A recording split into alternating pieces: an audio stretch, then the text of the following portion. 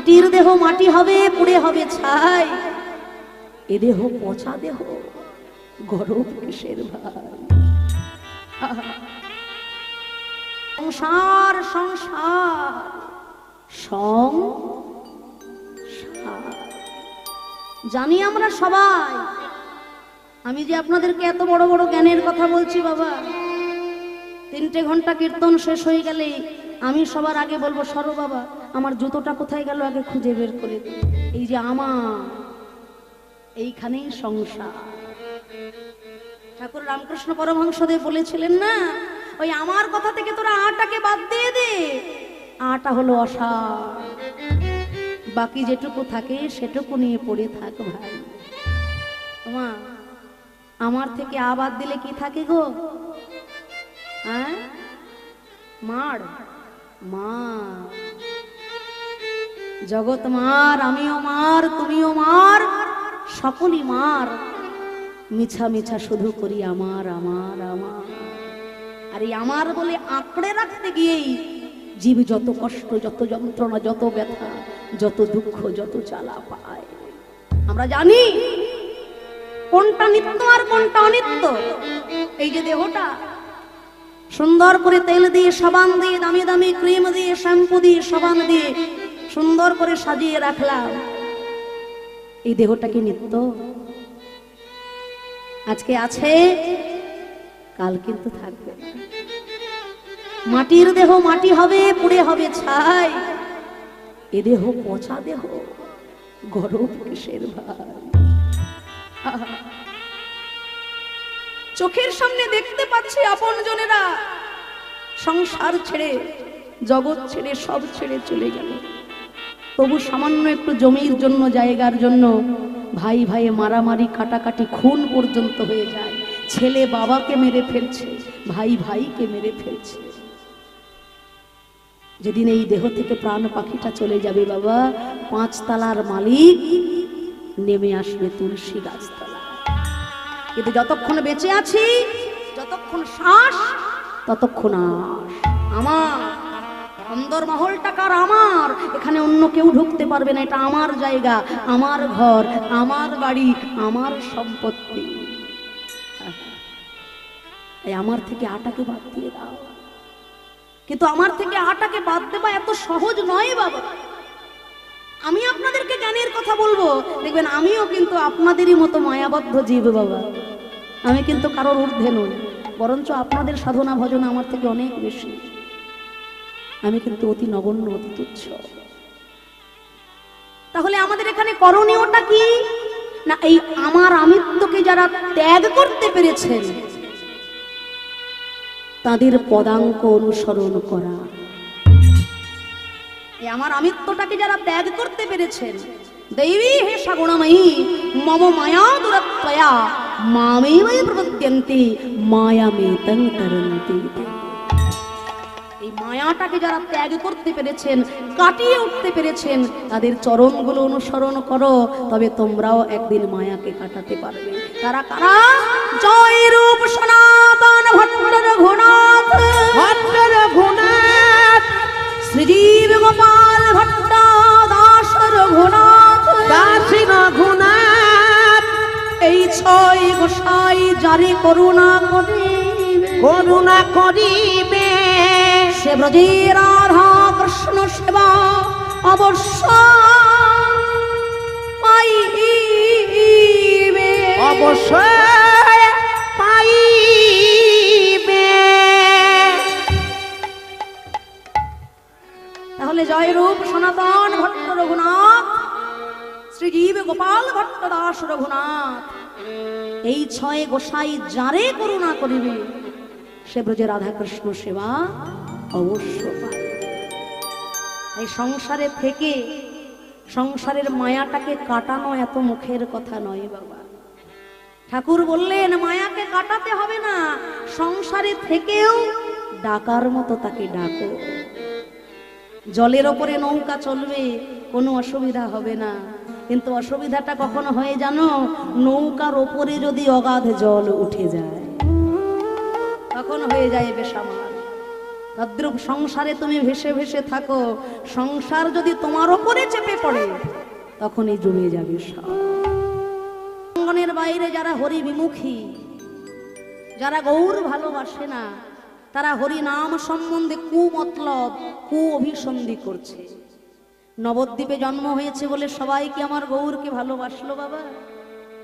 সুকৃতি না থাকলে ভগবানকে কাছ থেকে দেখলেও তাকে চেনা যায় না। দুর্যোধন তো ভগবানকে সামনে থেকে দেখলো, শিশুপালও তো ভগবানকে সামনে থেকে দেখলো, চিনতে কি পারলো বাবা? সুকৃতি যদি না থাকে ভগবান কাছে এলেও তাকে চেনা যায় না। তাই শ্রীবাস অঙ্গনের বাইরে যারা হরি বিমুখী জন, কেউ কেউ তর্ক চূড়ামণি, কেউ কেউ তর্ক অলঙ্কার, হরি সংকীর্তন সম্বন্ধে তারা কু অভিসন্ধি করতে শুরু করল। এই যে ভাইয়া বলি, নবদ্বীপে এইসব মরা কান্নার কদিন চলবে? হ্যাঁ হ্যাঁ, ছি ছি ছি ছি। আরে বাবা, নিম গাছের তলায় জন্ম হয়েছে বলে সোহাগ করে সবাই নাম রেখে দিলে নিমা। আচ্ছা, নিম গাছের তলায় জন্ম হলে কারোর নাম যদি নিমাই হয়ে যায়, তাহলে নবদ্বীপে এবার যদি কারোর জাম গাছের তলায় জন্ম হয়, গোটা নবদ্বীপবাসী কি তাকে জামাই বলে ডাকবে? শোনো ভাইয়া, যে কোনো প্রকারে ওই হরিনামের বিরুদ্ধে একটা প্রতিবিধান আমাদের করতেই হবে। ওই নিমাই পণ্ডিত কি বলে জানো?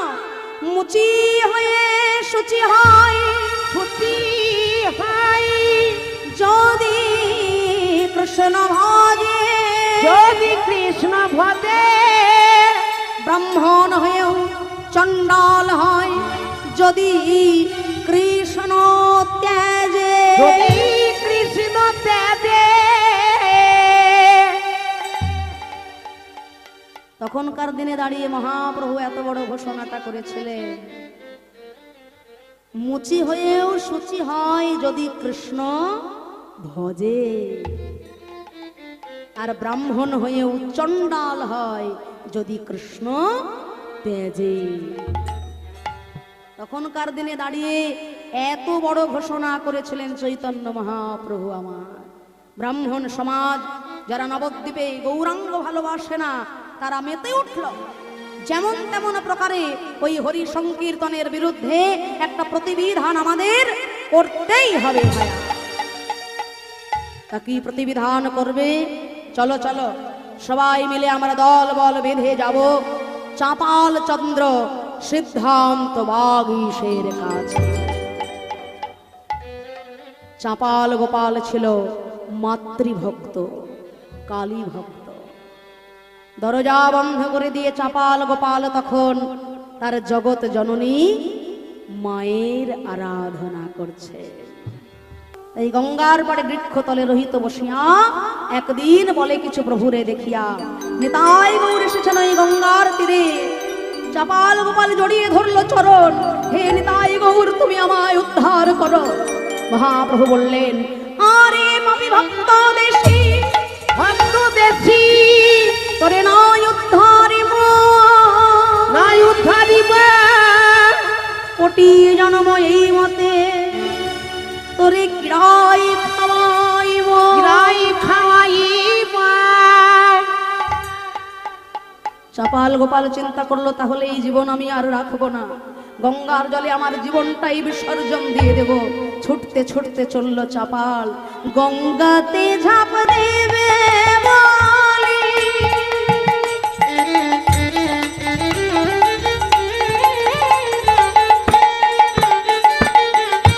ছুটিয়া চলিল।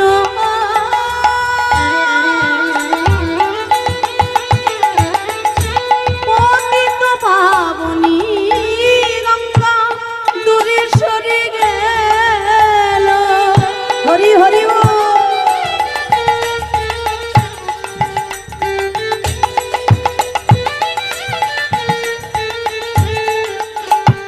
বলে যারে গোপাল যারে ফিরে, যারে গোপাল যারে ফিরে, তোরে আমি লব না গোপাল যারে ফিরে তোরে আমি নেব না কানে জানে গোপাল যারে ফিরে তোরে আমি নেব না কোনে যারে গোপাল যারে ফিরে তোরে আমি নেব না কোনে যারে গোপাল যারে ফিরে তোরে আমি নেব না কোনে যারে গোপাল যারে ফিরে তোরে আমি নেব না কোনে যারে গোপাল যারে ফিরে তোরে আমি নেব না কোনে যারে গোপাল যারে ফিরে পতিত পাবনী গঙ্গার কৃপায় সেই গঙ্গার পাড় থেকে একটা নৌকা নিয়ে চাপাল গোপাল চললেন কাশী বিশ্বনাথ ধামে। পরম বৈষ্ণব শিব শম্ভু ভোলা মহেশ্বর বললেন, ওরে চাপাল, সর্বসৎ গুণ হয় বৈষ্ণব শরীর, আর কৃষ্ণ ভক্তে কৃষ্ণের গুণ সকলে সঞ্চারে। মহাবৈষ্ণব শ্রীবাস পণ্ডিতের কাছে ক্ষমা না চাইলে ব্রহ্মা বিষ্ণু মহেশ্বর তোমায় ক্ষমা করতে পারবেন না। এতদিনে চাপাল গোপালের হলো প্রথম অনুশোচনা যে হায় রে, যাকে সামান্য মনে করে এত তীর্থে তীর্থে ঘুরে বেড়ালাম, আজকে সেই সামান্য শ্রীবাস যদি আমাকে না ক্ষমা করে, ব্রহ্মা বিষ্ণু মহেশ্বর আমাকে ক্ষমা করবেন না। না, আর অহংকার করব না, নবদ্বীপে ফিরে যাব। নবদ্বীপে ফিরে গিয়ে আমি নিতাই গৌরের পায়ে ধরব, আমি শ্রীবাস পণ্ডিতেরও পায়ে ধরব। অবতার সার গোরাই অবতার, কেন না চিনিলি তারে?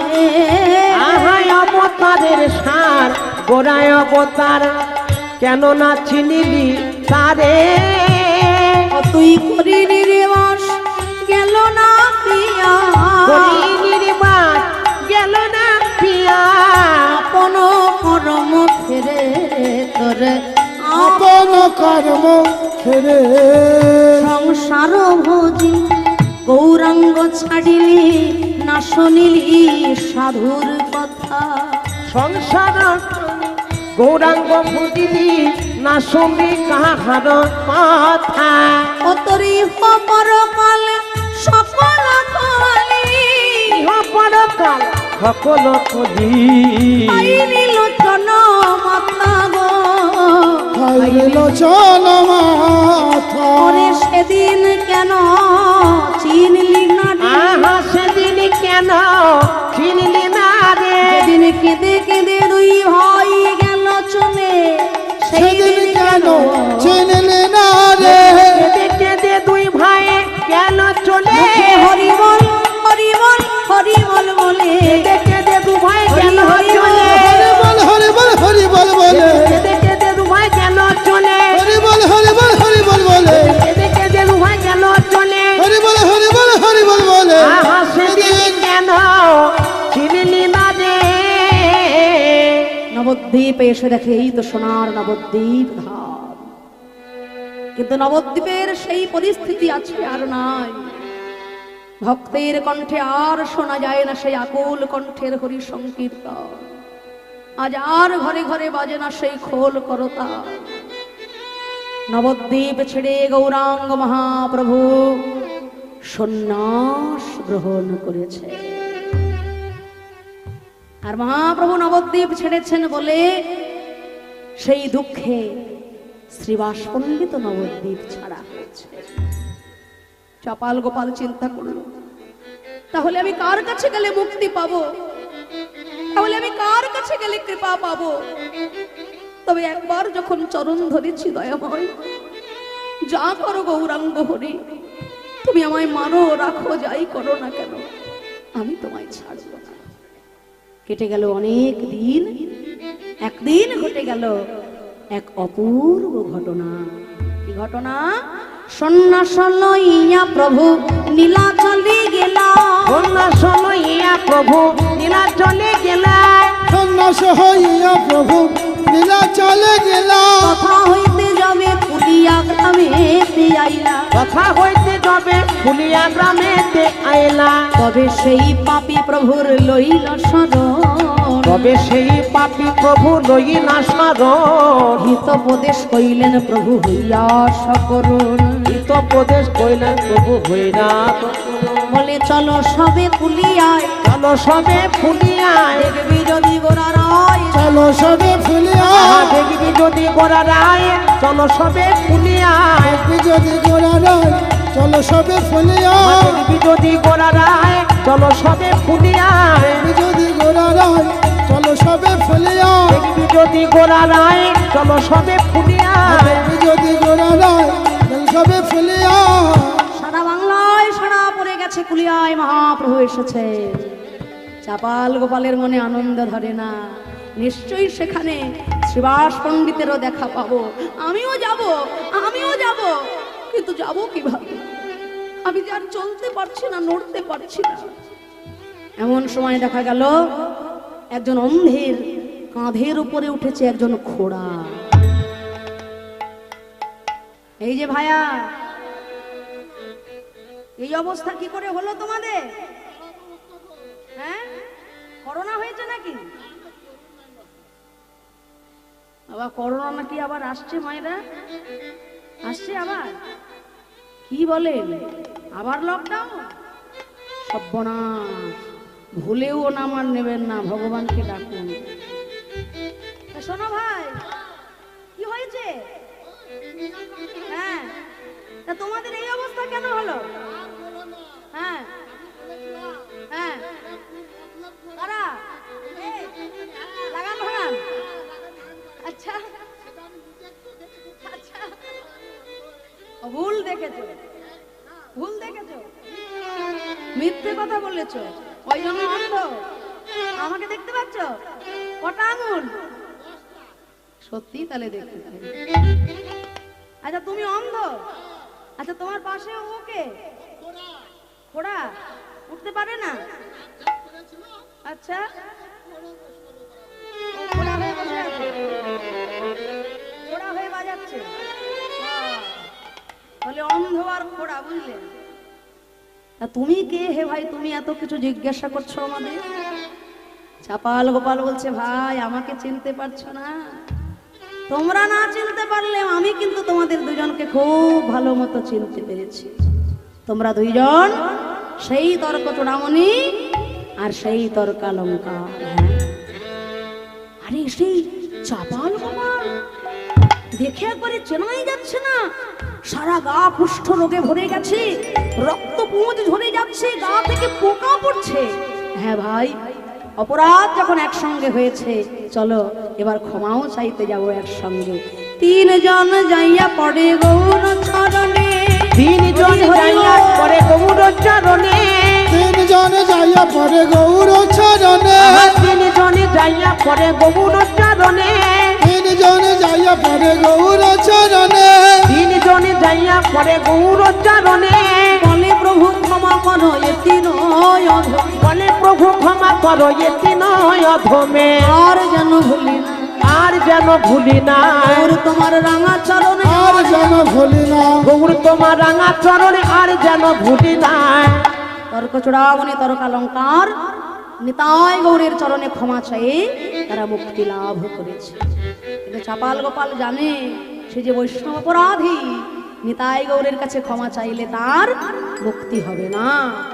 তবে বিপ্র লইল আশ শ্রীবাস শরণ, শরণ আর তার কৃপায় হইল সকল পাপ বিমোচন।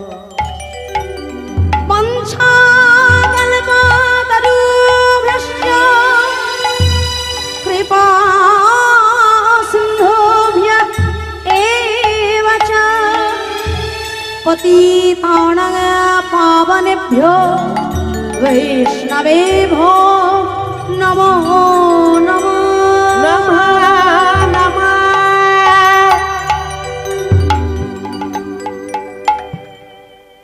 কুলিয়া গ্রামে আপনারা যারা যাবেন দেখবেন এখনো এই লীলার সাক্ষী দেওয়ার জন্য কুলের পাটে সেই অপরাধ ভঞ্জনের ঘাট আছে, যেখানে স্নান করে শ্রীবাস পণ্ডিতের চরণ ধুলা অঙ্গে মেখে এতদিনের দুরারোগ্য কুষ্ঠ ব্যাধি হতে চাপাল গোপাল মুক্তি লাভ করেছিল। সবাই প্রাণ ভরে বলবেন মহাবৈষ্ণব শ্রীবাস পণ্ডিত কি জয়। মহাবৈষ্ণব শ্রীবাস পণ্ডিত কি জয়। মহাবৈষ্ণব শ্রীবাস পণ্ডিত কি জয়। জয়। মহাপ্রভু বললেন এসো চাপাল, যেই মুখে করিলা তুমি বৈষ্ণব নিন্দন, আজ সেই মুখে করহ তুমি বৈষ্ণব বন্দন। প্রভু আমি পারবো? নিশ্চয়ই পারবে চাপাল। আজ হতে বৈষ্ণব জগতে তোমার নাম হলো দেবকী নন্দন দাস। এই নামে তুমি বৈষ্ণবের বন্দনা লেখো। চাপাল গোপাল লিখলেন বন্দনা। কি লিখলেন? চলুন আমরাই গাইব করতালি দিয়ে।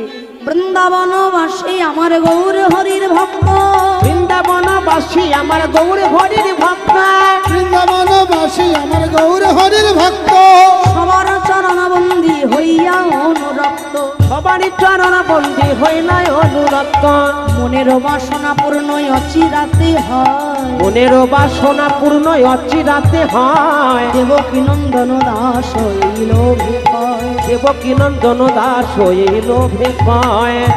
পিছনে এসে দাঁড়িয়েছে নিস্তারিণী স্বামী, তুমি যে আমার কত দামি, তোমাকে না ঘর থেকে তাড়িয়ে দিলে আমি বুঝতেই পারতাম না স্বামী, আমি বড় অপরাধী, তুমি আমায় ক্ষমা করে দাও স্বামী। বলে, ক্ষমা? তোমার মতো স্ত্রী যার ঘরে আছে সে হাড়ে হাড়ে টের পাচ্ছে। কি বাবারা, নিস্তারিণীর মতো ঘরণী আপনাদের কার কার ঘরে আছে? হাত তুলুন তো দেখি। বাবারা হাত তুলবে কি? সেই ব্যক্তি হয়তো আজকে পাশেই এসে বসে আছে। বলে বাড়ি গিয়ে সারা রাত লাঠালাঠি করে মরবো নাকি? 3 ঘন্টা কীর্তন শুনে আমাদের বাড়ি যেতে হবে বাবা, ও রাস্তাটা বন্ধ করতে চাই না। তাই চাপাল গোপাল বলছেন নিস্তারিণী, তোমার মতো ঘরণী যার যার ঘরে আছে তারা হাড়ে হাড়ে জানে, কখনো তোমায় আমি ক্ষমা করব না, দূর হয়ে যাও। মহাপ্রভু বললেন ওগো চাপাল, নিস্তারিণী যদি তোমায় ঘর থেকে না বের করে দিত, তুমি বৈষ্ণবের মহিমা কখনো বুঝতে পারতে না। সে যদি তোমায় আদর করে ভালোবেসে সারা জীবন ঘরেই রেখে দিত, তুমি ঘরেই গোয়াল ঘরে পচে গলে মরে যেতে, কিন্তু বৈষ্ণবের মহিমা, ভক্তের মহিমা কখনো তুমি বুঝতে পারতে না। ও ঘর থেকে বের করেছে, তোমার মঙ্গল করে দিয়েছে। কি মায়েরা, এই আপনারা আবার এত মাথা নাড়ছেন কেন? আপনারা ওসব করবেন না? হ্যাঁ, এই 3 ঘন্টা কীর্তন শুনে আবার ভাববেন না স্বামীকে বৈষ্ণবের মহিমা বোঝাতে গিয়ে ঘর থেকে বের করে দেন। করবেন নাকি বাবা? সাবধান।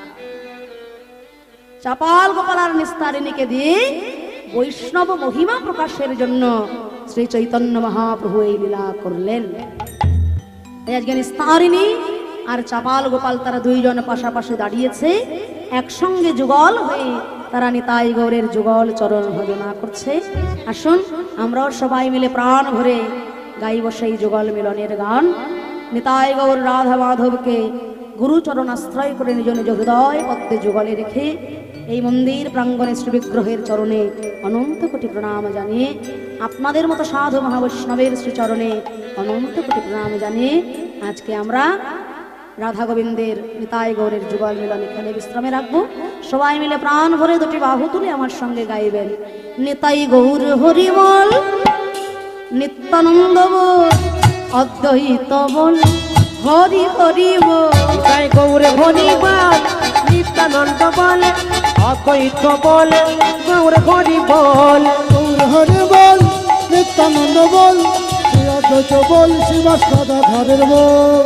হরি বল হরি বল গৌর হরি বল, হরি বল গৌর হরি বল, হরি বল, গৌর হরি বল, হরি বল, হরি বল, গৌর হরি বল। হরি বল নিত্যানন্দ বল, হরি হরি বল, শ্রীবাস গদাধরের বল। গৌর হরি বল, নিত্যানন্দ বল, শ্রী অদ্বৈত বল, শ্রীবাস গদাধরে বল।